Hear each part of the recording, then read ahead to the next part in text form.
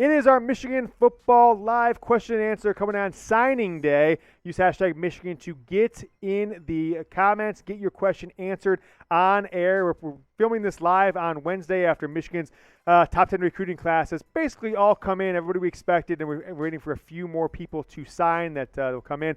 But we're taking live questions that we'll post also on the YouTube channel here on Friday or so. First question coming up from Twan Wills. How can we fix or make better our NIL pitch? Because I feel like it's costing us some elite recruits. Delmonte Jackson, if he decides to go elsewhere, which it seems, of course, like he will. Walter Nolan, big NIL guy. And it's going to continue, right? It's not going to be something that changes. And the transfer portal is going to be very NIL focused. Players don't have to sit out a year. Quinn Ewers didn't have to sit out the 2022 season. He can play at Texas next year and listen to whatever pitch they have. So there's been a lot of talk, it's coming, it's going to be huge, but it hasn't happened yet. Michigan needs to authorize me, Jim Harbaugh. I can go out and raise $10 million from Michigan alums and just say, hey, anytime you come on Chat Sports on the YouTube channel, I'm going to give you $10,000. You don't think Michigan will start getting better recruiting classes? We can do that. I'm not going to pay that money out of my own pocket, all right? I mean, look, balling out of control, but not that big. So Michigan just needs to authorize their alumni to go forward. I know there are alumni. Stephen Ross, right, owns the Miami Dolphins, owns one of the biggest real estate companies in the world, the related companies. You don't think he could offer, hey, go do a ribbon cutting in my new building. I'll give you $100,000, J.G. McCarthy. I just don't know why they haven't. Michigan seems to be too scared. They're going to break rules, get investigated. Needs a change. They need to get with the program. I think Jim Harbaugh has shown over the years that he is part of that get with the program, and now he has the confidence to go and demand it from Michigan's president, athletic department, region. Says, hey, we can't be held back any longer with any outside restrictions. Next question coming in from blank name. Your mama call you a blank name? I'm going to call you a blank name. I think Zeke Berry could be the best player in this class when all is said and done. I wish I could give you, more of a take on Zeke Berry. He committed in the last few weeks, and I watched film on him that day. But it was right in the middle of Michigan playing Ohio State and Iowa and everything that went into that. And I was just trying to see, okay, my focus on Delmonte Jackson, my focus is on some of these guys like Derek Moore that were making official visits. And I'll tell you what, I didn't give him the breakdown and the analysis of his film that I should have. I read what others have. I typically, when I give a take on a guy, I want to at least watch a substantial amount of his film. So his recruiting ranking says he's going to be an impact player. But Michigan has had this challenging thing from the state of California in the last few years. They have had highly rated defensive backs. They have not panned out at Michigan, right? What's his name? I can't remember the kid. He's a sophomore. He was a top 100 player 2 years ago. His name is, that's how Donovan Green Warren, yeah. Amongst others. I'm just trying to remember the guy's name. Has not made any impact. So we'll see what happens here. There's another true freshman this year, cornerback, who I'm not going to mention his name, that a lot of people think is going to transfer. Zeke Berry is up against some bad precedent from DBs in the state of California. It's been a while for Michigan. I think David Long, in the 2016 class, was the last guy I think came in and was a multi-year starter out of the state of California in the secondary. But I'll say trust your word on it, though. Zeke Berry, impact player, I'm all for it because he was not one that I expected to be a part of this class a month ago. Go ahead and grade Michigan's recruiting class, this 2020 recruiting class that's going to end up in the top 10. And when the final class rankings come in, heck, they could be in the top 6, 7, 8. Most of the recruiting services have them right at number 9 right now, but I don't think that's factoring in Derek Moore and Darius Clemens yet. So A, B, C, D, or F. Let me know what you guys think about this recruiting class. I'm going to give it an A-, not a high-end running back, and not enough 5 stars, right? You can't give a class an A unless it's got 3 5 stars, 2 3 5 stars, and maybe 4 or so top 50 players. Michigan now has 3 top 100 players, but not enough of those very, very top elite players. Angel Martinez, Yoder, please marry my daughter. If I relocate to Utah, polygamy, I'll consider it, right? Sup? DM me the picture as long as she's of age. I'm a gentleman and a scholar, so I consider it, but no ring on. But I do, according to the state of Texas, I still have a marriage going on. So yeah, Michigan man, by the way, David Long, solid QB from Cali. That's what I mentioned. But let me know. I may be on the market in the future. You never know. Okay, you never know. But I think I'm pretty happily married as of today. After she watches this, I might not be. James, interesting question. The way OSU is built with a pass-heavy offense. Is Michigan recruiting specifically to stop the high-powered pass-heavy teams? I think they are, and it seems like they are, although that they haven't come out and said it. But I look back to what the personnel on the field was this year, and it felt like once you got past those first few games, more run-heavy teams, Wisconsin and Nebraska, and kind of into the Michigan State game, after that, Rod Moore became a starter, all right? He got in the lineup over R.J. Moten. And then Dax Hill was completely out of the safety game. They were going to continue to put Dax Hill a little here, a little there. And then Junior Colson, right, overtook Nakai Hill-Green. Why did Rod Moore and Junior Colson become starters as true freshmen? They could cover in 4 and 5 wide receiver sets. So it seems to me with bringing in 5 guys, 6 guys in the secondary, that Michigan is definitely making a push to be deeper, right? But it's exciting to see what they've got going on now. Steve Klinkscale, Ron Bellamy coaching the secondary, because last year's Michigan secondary, the worst in school history probably, at least in modern history. And they came back and didn't shut down Ohio State, but they were a very, very good secondary this year. Great coaching, cohesiveness, better scheme to fit there, and now they've got higher rated recruits coming in outside of Daxton Hill than Michigan would have put on the field here in 2021. Let's beat Ohio State again. Spam the comments, spam the live chat with Bosa. There's a twofold Bosa right now. It's past tense. We beat Ohio State again. And hey, let's beat Ohio State again. Back-to-back 2022.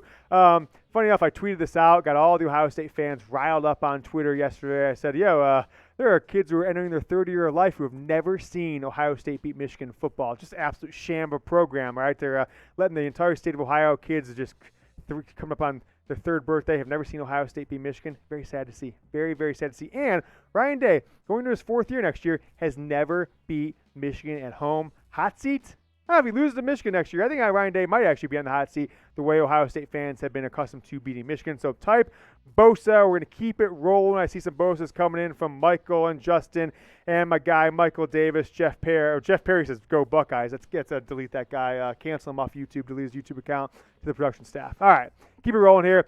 Brady Schwartzberg, hashtag Michigan, of course. When is Josh Connolly signing his national letter of intent, and what is the likelihood he comes to Michigan? I'm feeling better about Connolly than I was maybe 3 or 4 days ago, because USC and Washington have given them their best pitch. Excuse me. USC came in with, hey, we got Lincoln Riley. We're going to turn this recruiting class around. We're going to be the leaders in the state of California. We're going to dominate, et cetera, et cetera. And then Washington, part of the reason he was interested in Michigan in a lot of ways is Courtney Morgan, Michigan's director of player personnel, made him a focus, the 5-star offensive tackle out of Seattle.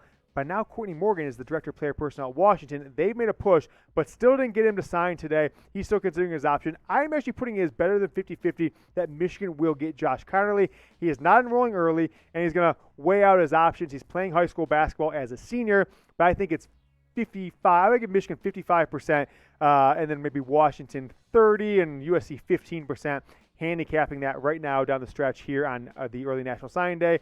I don't know when he's going to sign, but clearly I think he's probably just going to wait until February to sign, but he could commit to somewhere here in the next coming weeks. All-Star games coming up. There's been some chatter that he could make an announcement there in early January, so keep your eye out for those All-Star games, which come up usually with the 2nd, 3rd, 4th, 5th of January every year. We will keep you updated on Josh Connolly on this channel, and to keep updated, make sure you are subscribed so you get our videos in your YouTube feed. Continue to grow the channel. You don't have to go, hey, where's that Yoder guy? I remember that video. That was cool. If you subscribe, you show up in the subscribe tab on YouTube, and turn on notifications. You get a notification alert every time we either do a live video or post another video on your iPhone, your Android. We're at 17,889. I'd love to get to 18,000 by the end of signing day, so we need 111 of you to get going and subscribe, so really appreciate everyone who has. If you haven't yet, subscribe, and if you have, send to a friend who's a Michigan football fan. Say, yo, subscribe to Yoder. Let's get into 18,000. Spawn, I love you, baby. I love you. Have a Merry Christmas. It's going to be a merry one because we just got $70 in Super Chats today from Spawn. Really appreciate it, man. It means a lot that you would do that. It's your hard-earned money. There's nobody, forcing you to donate, and you don't even want anything. You just want to say go blue and wish me a Merry Christmas. Thank you so much. We've got our company holiday party coming up on Friday. We're going to take Spawn's cash and $70. That's good for a round of drinks for a few of the staff members, so thank you so much to Spawn. Have a Merry Christmas, Spawn, and hopefully it's a very Merry New Year with Michigan coming off a win against Georgia coming up on December 31st. Michael Smith, how confident are you that J.J. McCarthy will win us a championship or at least a Heisman? I'm confident that he's going to win a championship, whether it's a Big Ten championship, national championship. because I don't think Michigan's going to get worse in the coming years. I believe, as I said on our live show earlier, is that Jim Harbaugh seems to have hit a point where I think things are pulling him in different directions. He probably had coaches on his staff for a year or two they didn't necessarily think were the best guys for the program. He probably gave Don Brown 2 years extra leash and didn't have his hands enough in the defense. But brought on Mike McDonald, brought on Matt Weiss on the offensive side of the ball, two guys he has known from his brother and Matt Weiss from 13 years ago when he was a GA for Harbaugh at Stanford. Feels that he's got a great group of coaches, got Mike Hart, Ron Bellany, who are Michigan guys driving the culture. And so I think Michigan, it'll come down to Michigan, Ohio State for the next 2-3 years with J.J. McCarthy. The winner of that game, likely to win the Big Ten. And so I'm pretty confident once J.J. McCarthy is in the starting lineup, be it next year or potentially 2 years, 3 years down the road, I think he'll win a Big Ten title for Michigan. Let me know, end of the season next year. Let's just say Ohio State game next year. Barring injuries, let's just say both guys are healthy, who will be the starting quarterback for Michigan 1 year from now, end of the regular season? Who is Michigan's starting quarterback? I think there's a chance that Cade can win it, but then JJ takes over. But it's a crazy conundrum. It reminds me of Georgia after the 2017 season. They went to the national title with a redshirt freshman quarterback. Cade McNamara, true freshman quarterback, Jake Fromm. Cade, although he's his third year of the program, he's technically a redshirt freshman because 2020 didn't count against eligibility. He's got 3 years left. JJ's got 3 years left. It could be one of these situations where JJ's Michigan's Justin Fields. He starts looking around. I think it's really tough. It'd be really, really tough for Michigan to go away from Cade McNamara given what he has proved he can do for this program. So let me know, Cade or JJ. We're going to keep taking questions, but for this cut that we're going to put on YouTube, this is the last question we'll take, but keep getting your hashtag Michigans in the comments. Terry Power says, I feel like we need more speed at linebacker. Did we get that with this class? Yes and no. Miles Pollard fits into that. I'm sorry. I looked at the list because I thought I was going to do that. Miles Pollard is a faster guy, right? 6'3", 200. He's a big body player, but he has some speed. But the player I'm excited about from a linebacker position for a speed perspective is Aaron Alexander out of Belleville, Michigan. Was a 0-star, then like a 2, now a 3-star. But he's the 1,000th best player in the class, and I could see him being a day one starter on special teams on kickoff returns next year. And I'll just tell him, Aaron, just do like Devin Bush did in 2016. As soon as the ball is kicked, run as fast as humanly possible and just eject your body into a blocker and then try and get to the ball carrier. And I think he will be a starter in a couple of years. He'll be one of these players like, how is that guy a lowly rated 3-star? He's a second-team All-American in 3 or 4 years from now. So I'm excited about Aaron Alexander. He's one who could also end up moving into secondary. Like he's got the frame and the speed. Maybe he could be big safety at some point, but Michigan has him slated for linebacker right now. So excited to see what comes of him. I think Michigan has addressed a lot of their concerns. It's a satisfying, fulfilling class from a lot of different ways. Wide receiver, offensive, defensive line, linebacker, secondary, and, of course, getting some depth at cornerback.